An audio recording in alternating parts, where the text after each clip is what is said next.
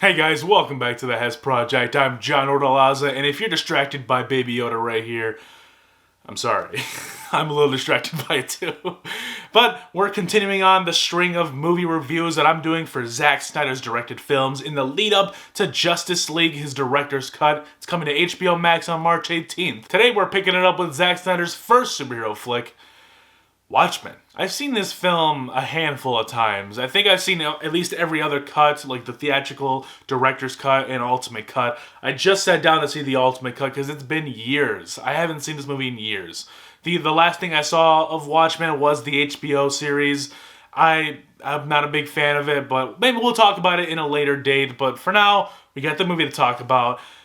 I don't like this movie.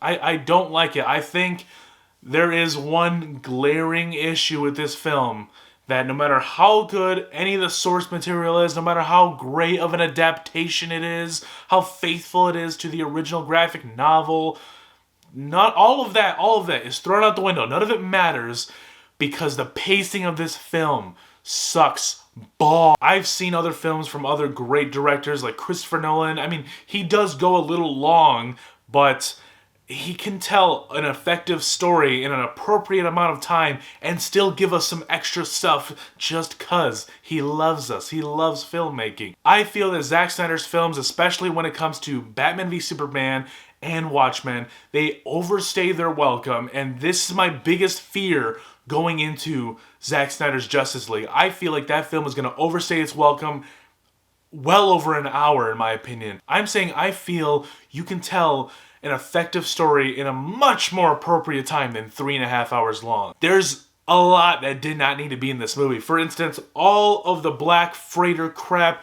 does not need to be in this movie. Absolutely does not. You can have one shot of this kid coming up to the comic stand or where the guy sells comics and newspapers and all that. One shot of him reading, have a little voiceover of him as he's reading. There is no reason why you need to have 7+ scenes of this animated Black Freighter subplot. That is, yeah, it works as like a parallel for what's actually going on with the Watchmen, with Rorschach and Ozymandias and all the, yeah, fine, cool, whatever. It's deep as shit. The Black Freighter stuff, in my opinion, is very detrimental to the pacing of this film. It just elongates it. To add context that does not need to be there. Now, I will say the character designs of everybody looked incredible. I've seen shots and pictures of the comic book characters from the graphic novel itself. They don't look very good. But in here, I thought the adaptation of all those costumes looked incredible. Like, Night Owl looks really dope. He still looks kind of like a knockoff Batman to me, but he still looks really cool. Rorschach, probably one of the better outfits in my opinion. Silk Spectre, damn.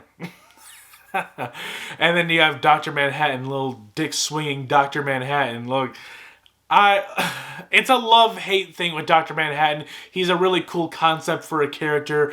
I don't know. I don't like half the decisions that he makes in this film. I absolutely don't like him in the Watchmen series.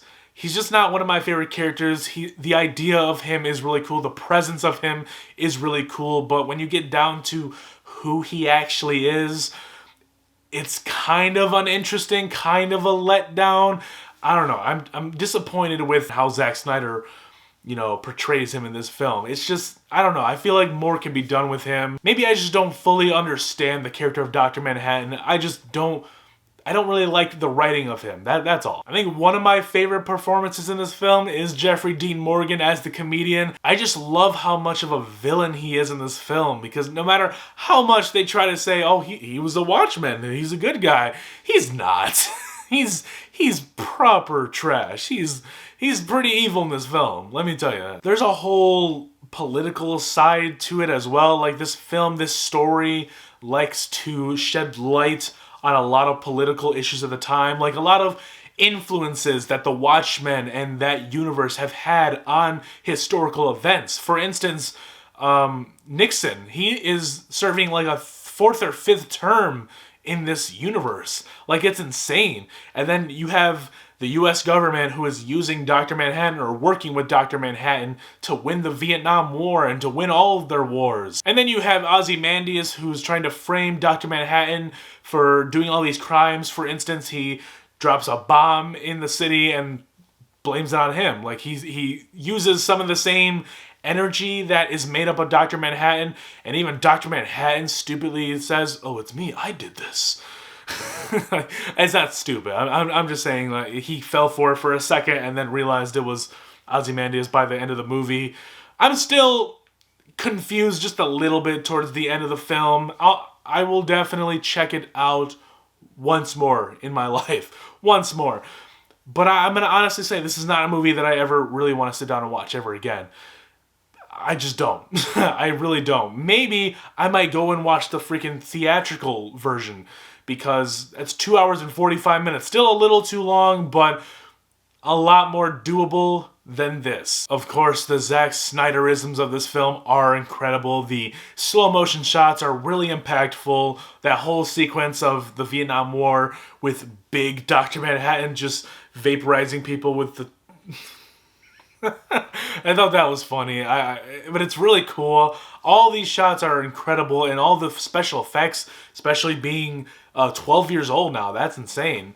Yeah, this is a very impressive superhero film, in my opinion. There's just a bunch of pacing issues that really bog down the impact of this film for me. I will say the soundtrack to this film is really good. Now, I've never heard of the majority of these songs before I watched the movie, and I never really dipped my toes into these genres.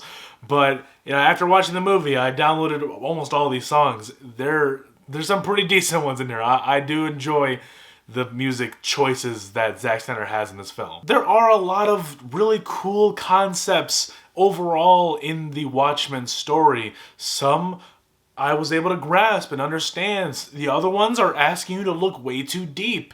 And at that point, I'm just thinking, this is kind of dumb. The action scenes in this film are also really great. They do have that Zack Snyder slow-mo effect. Some of them do, not all of them, but they really come off very effective. And I was actually surprised. I did see a video of a guy comparing the graphic novel and the movie, like the differences, and surprisingly, there's less action in the graphic novel. Like, some of the fights are over a lot quicker than they are in the movie, which I understand from a film perspective. You want to elongate that and make it a little more entertaining, a little more popcorny. I appreciate the craft that went into this film, but at the end of the day, I don't want to watch it again.